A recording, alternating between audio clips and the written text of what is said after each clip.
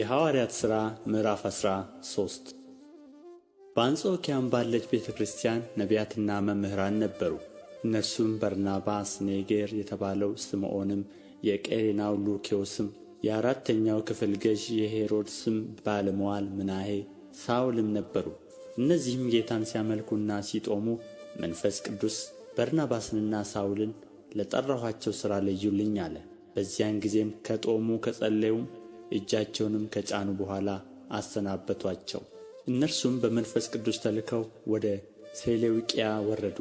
ከዚያም በመርከብ ወደ ቆጵሮስ ሄዱ። በስልማናም በነበሩ ጊዜ በአይሁድ ምኵራቦች የእግዚአብሔርን ቃል ሰበኩ።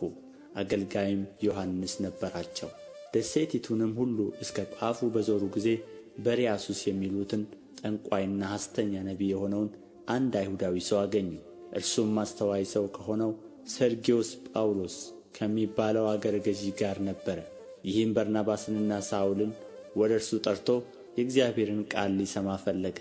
ጠንቋዩ ግን ኤልማስ ስሙ እንዲህ ይተረጎማልና አገረ ገዡን ከማመን ሊያጣምም ፈልጎ ተቃወማቸው።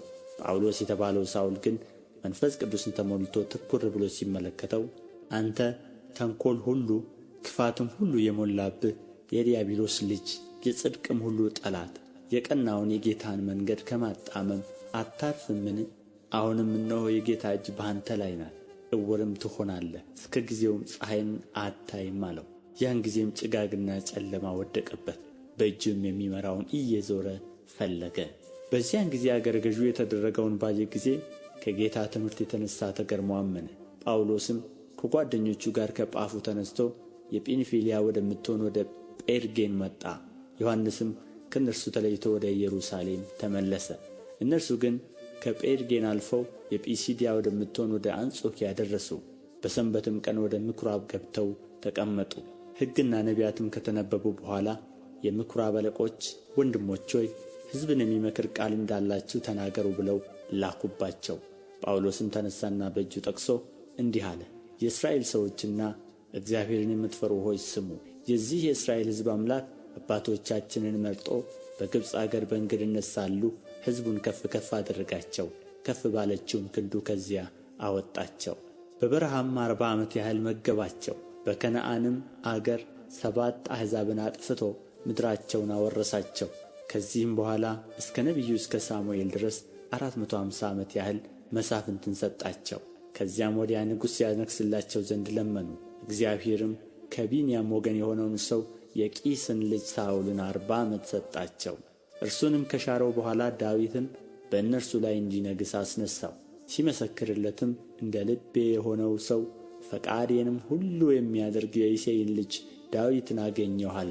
ከዚህም ሰው ዘር እግዚአብሔር እንደ ተስፋው ቃል ለእስራኤል መድኃኒትን እርሱም ኢየሱስን አመጣ። ከመምጣቱ በፊት ዮሐንስ አስቀድሞ ለእስራኤል ሕዝብ ሁሉ የንስሐን ጥምቀት ሰብኮ ነበር። ዮሐንስም ሩጫውን ሲፈጽም ሳለ እኔ ማን እንደሆንሁ ታስባላችሁ? እኔስ እርሱን አይደለሁም። ነገር ግን እነሆ የእግሩን ጫማ እፈታ ዘንድ ከማይገባኝ ከእኔ በኋላ ይመጣል ይል ነበር። እናንተ ወንድሞቻችን፣ የአብርሃም ዘር ልጆች፣ ከእናንተ መካከል እግዚአብሔርን የምትፈሩ ሆይ ለእናንተ የዚህ የመዳን ቃል ተላከ። በኢየሩሳሌም የሚኖሩት ሰዎችና አለቆቻቸው እርሱንና በየሰንበቱ የሚነበቡትን የነቢያትን ድምፆች ስላላወቁ በፍርዳቸው ፈጽመዋልና ለሞትም የሚያደርስ ምክንያት አንድ ስንኳ ባያገኙበት ይገድለው ዘንድ ጲላጦስን ለመኑት። ስለ እርሱም የተጻፈውን ሁሉ በፈጸሙ ጊዜ ከእንጨት አውርደው በመቃብር አኖሩት። እግዚአብሔር ግን ከሙታን አስነሣው።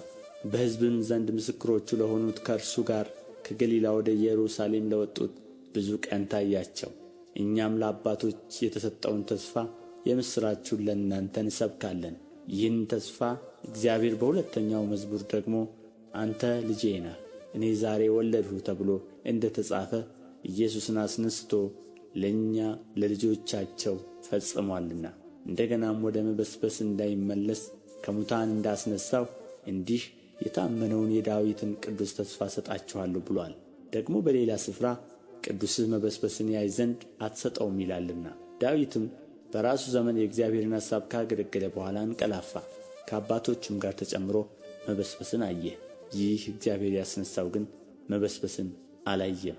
እንግዲህ ወንድሞች ሆይ በእርሱ በኩል የኃጢአት ስርየት እንዲነገርላችሁ በሙሴም ሕግ ትጸድቁበት ዘንድ ከማይቻላችሁ ሁሉ ያመነ ሁሉ በእርሱ እንዲጸድቅ በእናንተ ዘንድ የታወቀ ይሁን።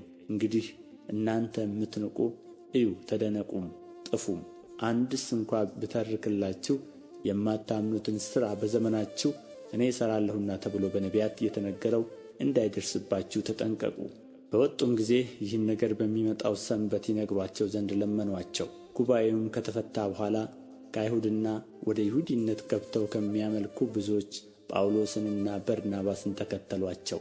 እነርሱም ሲነግሩአቸው በእግዚአብሔር ጸጋ ጸንተው እንዲኖሩ አስረዱአቸው።